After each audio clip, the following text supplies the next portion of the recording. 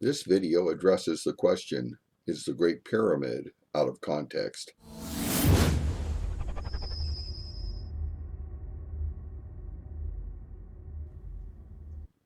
Greetings, my name is Stephen Myers.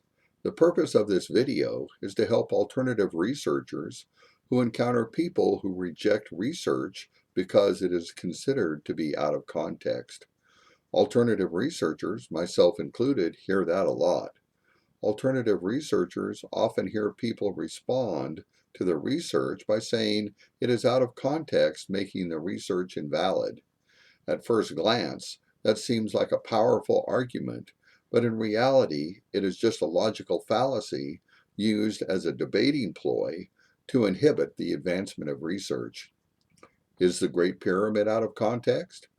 Can an explanation of the Great Pyramid be out of context?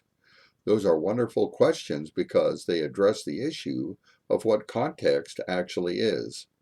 The best way to answer those questions is to understand what is meant by context. Understanding what context is will help any researcher understand the issues of context associated with the Great Pyramid or any other subject for that matter. I word searched the definition of context, and this is what came up. This definition is excellent and explains what context is very well. Context is the circumstances that form the settings for an event, statement, or idea, and in terms of which it can be fully understood and assessed. The Great Pyramid itself is direct physical evidence. Evidence is evidence. In stark contrast, context is something very different than evidence. Context is a conceptual framework used to assist in providing an explanation of direct physical evidence. Context becomes a collection of interpretations of direct physical evidence that form a framework or setting for an analysis of an event, statement, or idea. Okay, so context isn't evidence. It is an interpretation of evidence that someone came up with and is believed by somebody to be an interpretation of evidence they contend is true. In regards to the Great Pyramid, the context is the circumstances that form the settings for an event associated with the Great Pyramid. Let's say the construction of the Great Pyramid. What are the circumstances that form the settings for the specific event as assembling the Great Pyramid? Those circumstances include issues of who and where and when and how, to name just a few. But all of those very issues are under scholarly debate. In other words, the context of the Great Pyramid is under scholarly debate.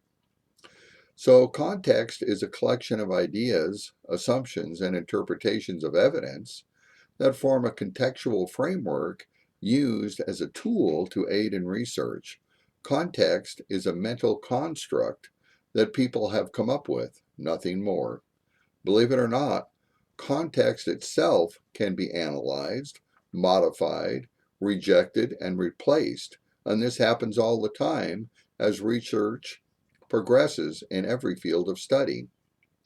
The context of the Great Pyramid is not set in stone.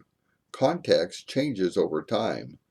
Generally, one accepted context is replaced by another generally accepted context as time passes and research advances. Let's mention several different examples of context that have been associated with the Great Pyramid. Not very long ago, the idea that the Great Pyramid had some sort of biblical context was very popular and widely accepted. Remember, context is a mental construct to form a contextual framework to conduct research. It was taught in universities, and many books have been written and still being written discussing the research conducted on the Great Pyramid in a biblical context. Remember, context is not evidence. Context is the perceived circumstances or explanations of evidence that form the setting for an event, statement, or idea that form the framework in which it can be fully understood and assessed. Context is interpretation of evidence which changes over the passage of time. There are big buildings in Egypt mentioned in the Bible, and there are big pyramids in Egypt. It was thought, and many still think, that those big buildings called pyramids were granaries.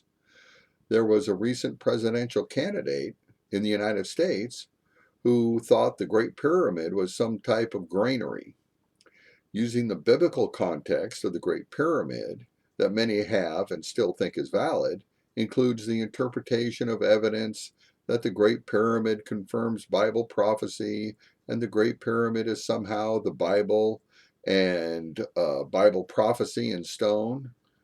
Ideas like the precise correlation between the Great Pyramid measurement and the birthplace of Jesus, known as the Bethlehem angle, and the so-called pyramid inch are all consistent with the Great Pyramid analyzed within the biblical context.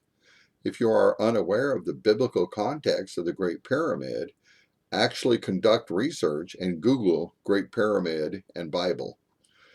Remember, context is the perceived circumstances and interpretations of evidence that form the settings for an event, statement, or idea as a framework assisting in understanding something. What those perceived circumstances and interpretations of evidence are is up to scholarly debate and often changes. But hey, there is yet another very different Great Pyramid context available that you can choose to embrace. Another context associated with the Great Pyramid is the context that Egyptology has come up with. You know what I mean. Their contextual framework that they use includes assertions like the Great Pyramid was built around 4,500 years ago using the mythical mega ramp. Egyptology's context include the notion that there were strong-backed knuckle draggers pulling stone up the mega ramp so their leader could have a place for his dead body. But Egyptology has never, ever, will, and never move a 70-ton payload 1 inch. Egyptology's context also includes the notion that the extremely precise stone cutting was accomplished by workers using hand tools. Egyptologists say these workers could make Great Pyramid casing stones all day long using hand tools, but Egyptology can't use the scientific method and demonstrate this aspect of their context by making a single casing stone. Even though that notion is in context, according to Egyptology, that so-called science can't demonstrate their notion because it is impossible to make the extremely precise stone cutting using hand tools to produce a Great Pyramid casing stone. All of that Egyptology stuff is just a collection of unsubstantiated assertions and various unsubstantiated interpretations of evidence that have been codified into being labeled context.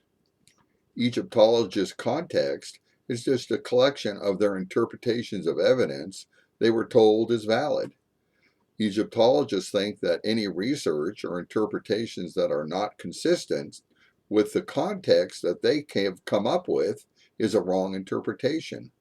Just because an interpretation of evidence is not in context with Egyptology's context doesn't make it wrong.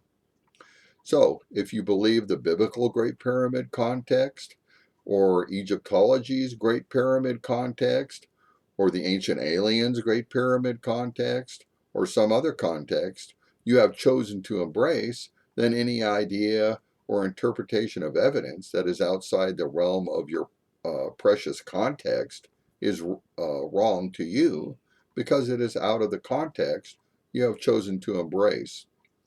Remember what context is and isn't. Context is not evidence.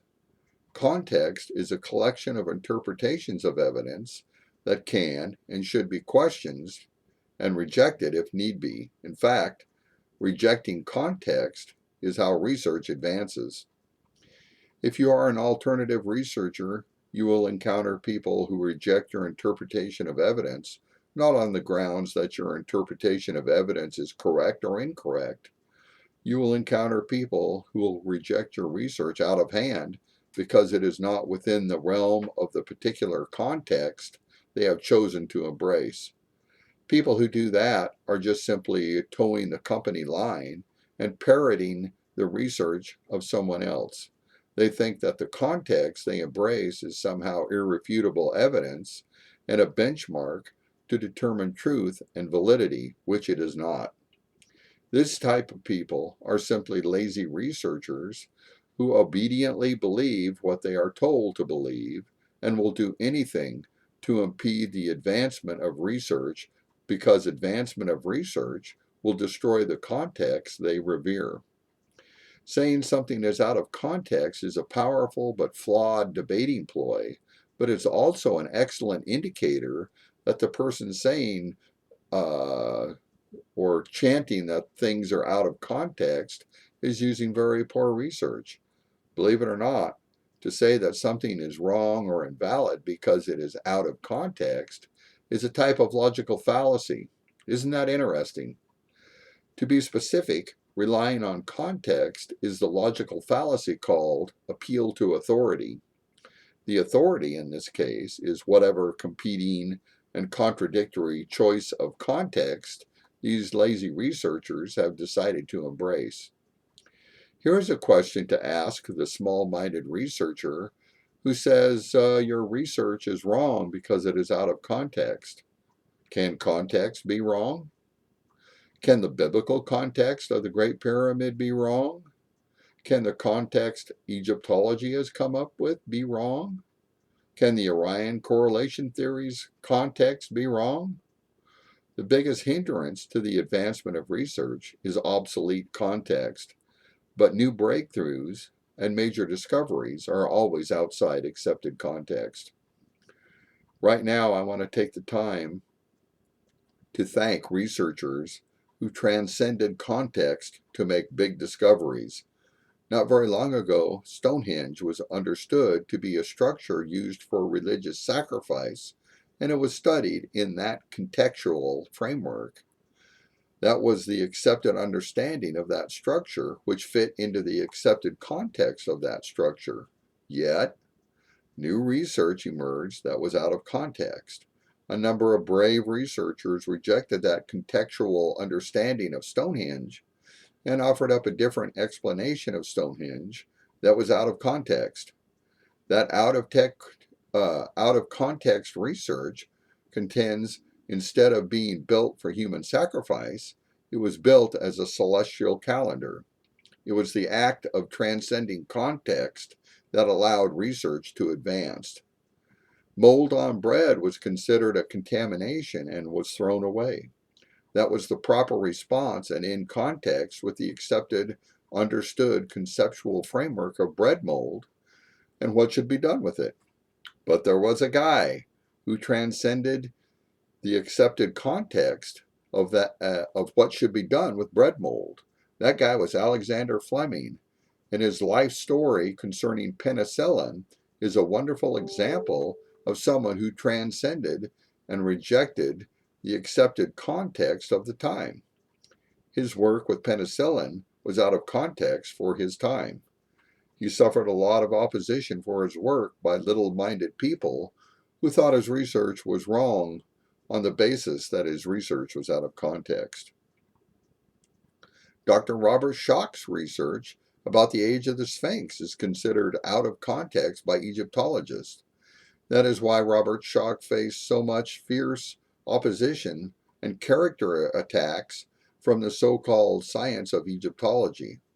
His brilliant research about the extreme age of the Sphinx destroyed the cherished context that Egyptology had come up with. Remember that context is just interpretation of evidence and nothing more. Thank you, Dr. Robert Schoch, for having the courage of conducting your valuable research that was out of context but valid. Edward Kunkel is another example of an alternative researcher who was not constrained by other people's opinions that were labeled as context. His many years of research resulted in writing the book Pharaoh's Pump.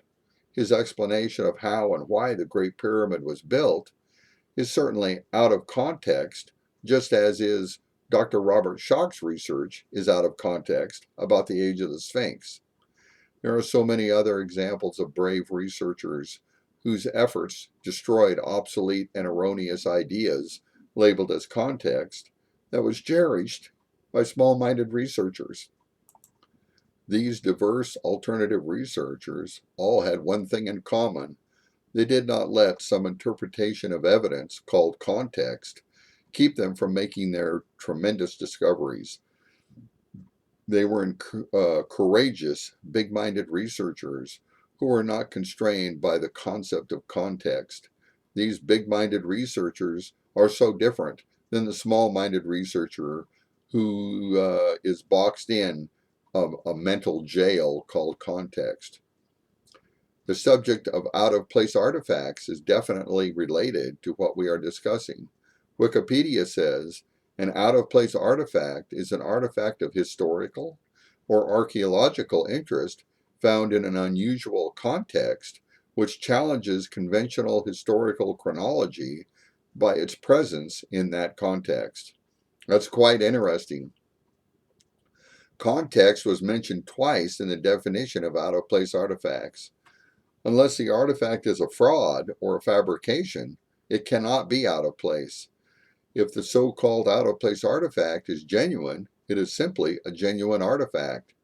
It can't be an artifact that is somehow out of place.